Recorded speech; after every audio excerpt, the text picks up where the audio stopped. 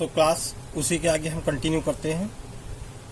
वो कुछ basic aspects है जिनको हमने क्रेस्ट और ट्रफ के थ्रू आपको बताया कि बॉन्डिंग कैसे बनेगा और कैसे एंटी बॉन्डिंग बनेगा, किसकी डेंसिटी ज़्यादा होगी और क्यों होगी, और किसकी कम होगी क्यों होगी, और किस में एनर्जी ज़्यादा रिक्वायरमेंट होगी और क्यों होगी। ठीक है, दोनों कुछ एस्पेक्ट्स है जिनको हमने बताया आपको डेंसिटी और एनर्जीज के रिस्पेक्ट में, वेव फंक्शन के रिस्पेक्ट में। अब यहाँ पे एक चीज़ बता दी जाए, एक टर्म्स यूज होगा इसमें अभी मोनोसेंट्रिक, जब हम आपकी बुक से पढ़ाना स्टार्ट करेंगे तो मोनोसेंट्रिक जो होते हैं वो एटॉमिक ऑर्बिटल्स होते हैं। एटॉमिक ऑर्बिटल्स क्यों भाई? क्योंकि मान लीजिए ये हाइड्रोजन एटम है ये, तो इसका सेंटर तो यही होगा, एक ही।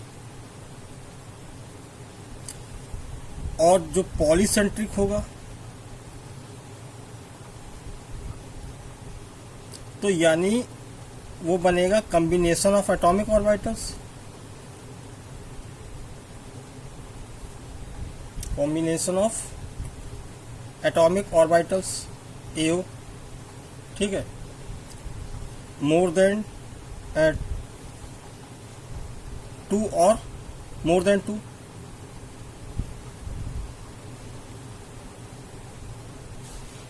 मोर than 2। Suppose that hydrogen molecule ले लें हम। ठीक है, तो हाइड्रोजन किससे बनेगा? 2 हाइड्रोजन एटम से, तो ये इसके सेंटर पे ही तो रहेगा।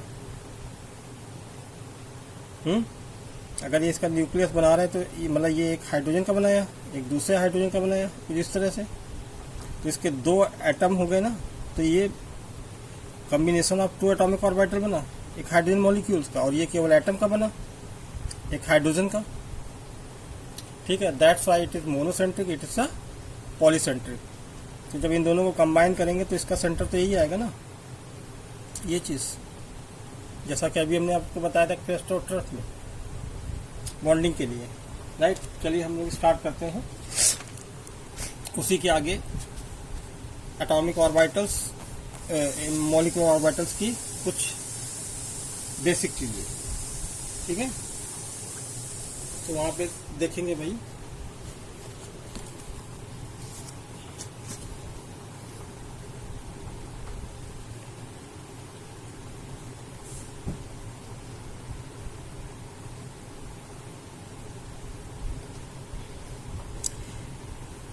ये पोस्टुलेट्स हैं, उनको देखना जरूरी है।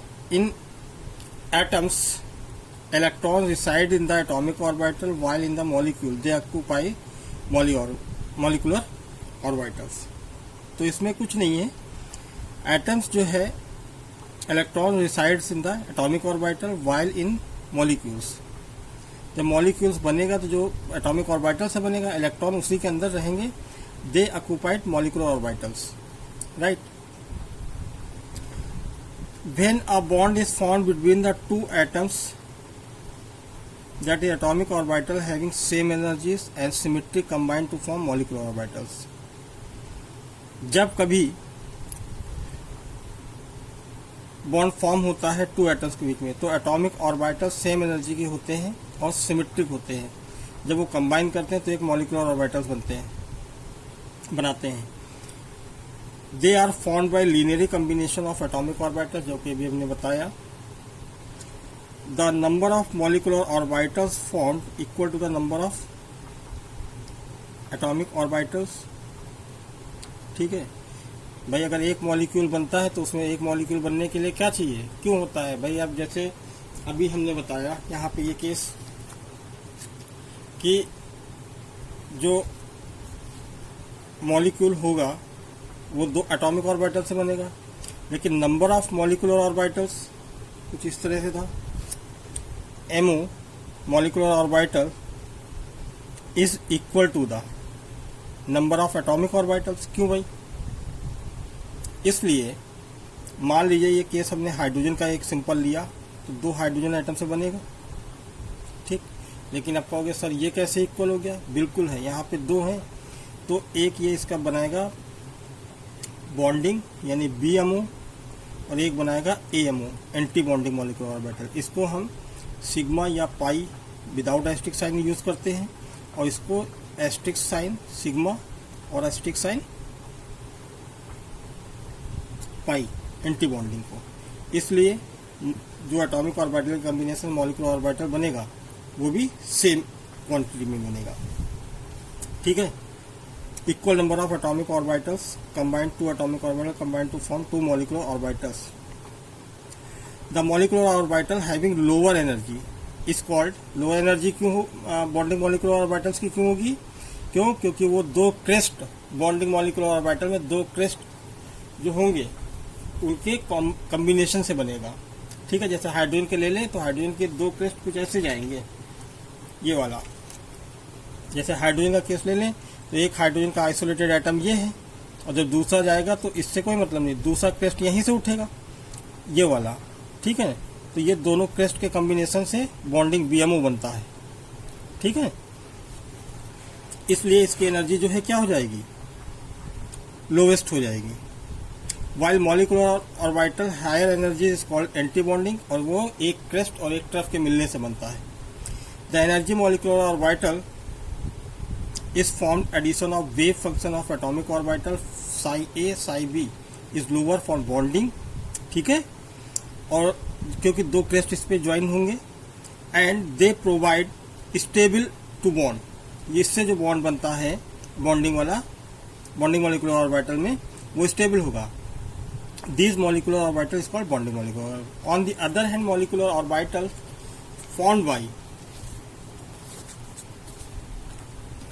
formed by atomic orbitals are monocentric, जैसा कि हम बता चुके हैं, while molecular orbitals are polycentric. In atomic orbital, electron move under influence of one nuclei. On other hand, in molecular orbital, electron move under influence of two nuclei. Atomic orbital में एक ही nucleus होगा atom का, और molecular में to nucleus होंगे, इसलिए दो nucleus के इन्फ्लुएंस में मूव करेंगे। जो कि आपका ये देखो यहाँ पे दिया हुआ है, ये बॉन्डिंग का दिया हुआ और ये एंटी बॉन्डिंग का दिया हुआ, राइट। एंटी बॉन्डिंग के लिए psi equal to psi A plus psi B, और एंटी बॉन्डिंग के लिए psi asterisk psi A minus psi B, जैसा कि मैं बता चुका हूँ। Atomic orbital represent the distribution probabilities of finding electrons around the atomic nuclei. Atomic orbitals represent करते हैं कि कहाँ पे इलेक्ट्रॉनों की पाई आने की प्रोबेबिलिटी मैक्सिमम है। Molecular orbital represent the probability of distribution around group of the nucleus, मतलब न्यूक्लियस की कितनी डिस्टेंस में इलेक्ट्रॉन डिस्ट्रीब्यूट हो सकते हैं। In atomic orbital electrons are filled on the basis of aufbau principle, Pauli exclusion principle, सभी को follow करते हैं। These rules are applicable filling of the electron according to molecular orbitals, right. ये कुछ लगाव के बारे में दे रखा है। Formation of molecular orbital in लगाव theory. This theory is called linear combination atomic, बता चुका हूँ। Following rules are followed by atomic orbitals. The energy atomic orbital which combine to form molecular orbital must be comparable, यानी equal होना चाहिए, almost equal होंगे। जैसे होमो die atomic, जैसे H2N2O2 C2, इस तरह से 1s 1s 2s 2s में बी कंबाइंड, बट 1s और 2s can not be combined, क्योंकि दोनों की एनर्जी डिफर हो जाएगी। ठीक है class. The symmetry of atomic orbital which combined must be same. Molecular axis between the convention of Z axis is chosen as reference axis. Example, 2pz में combined with 2pz, not 2px और 2py।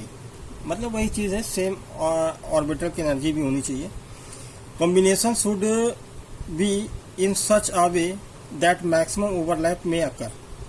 Higher the extent of overlapping, more the electron density. जिसमें ज़्यादा overlapping की possibilities होंगी वहाँ पे कह सकते हो डेंसिटी भी ज़्यादा होगी between the nucleus, so strength and bond energy will be high. Formation of different molecular orbital by the combination of different atomic orbitals below. ये सब गिवन है आपको, देखिए उसको, कोई प्रॉब्लम हो तो पूछिए। ठीक है, अब ये एस एस का ओवरलैप दिखाया गया, तो एक इसमें से सिग्मा एस बनेगा, एक स्टार सिग्मा, एक बॉन्डिंग का बनेगा और एक एंटी बॉन्डिंग का बनेगा। ठीक है। इसी तरह माइनस और प्लस साइंस और symmetry of orbital for additive overlapping both orbital must have the same symmetry.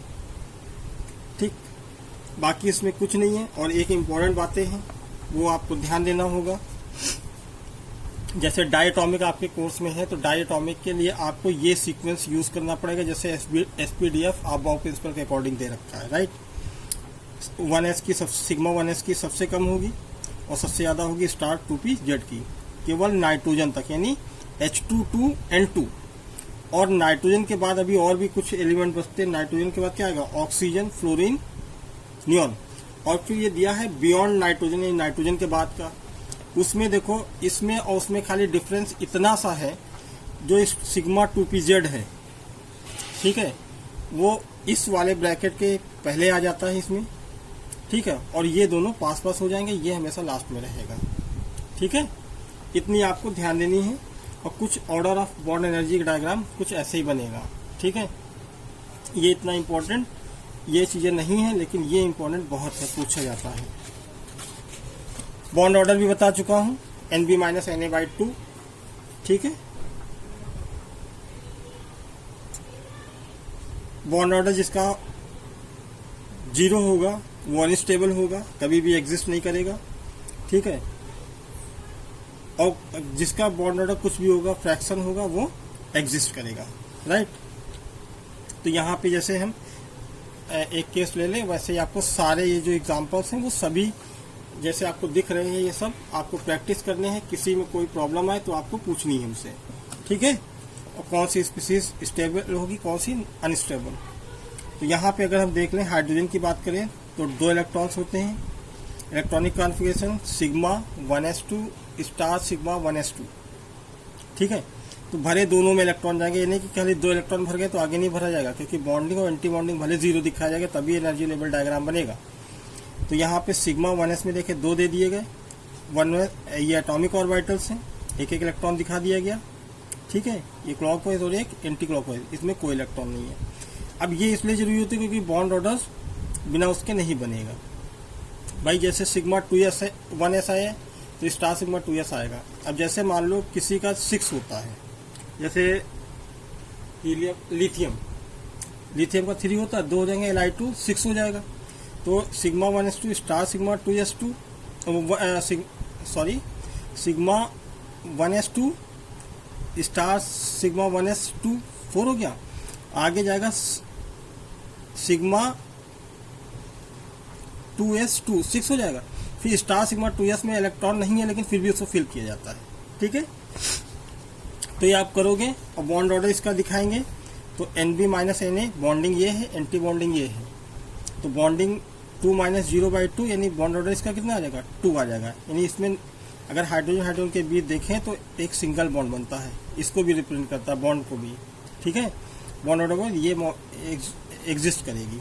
ठीक, तो इसी तरह ये आपको सारे कुछ कर लेने हैं। अगर कहीं पे कोई दिक्कत आती है तो आप हमसे ज़रूर पूछिए, सभी के सब प्रैक्टिस करने।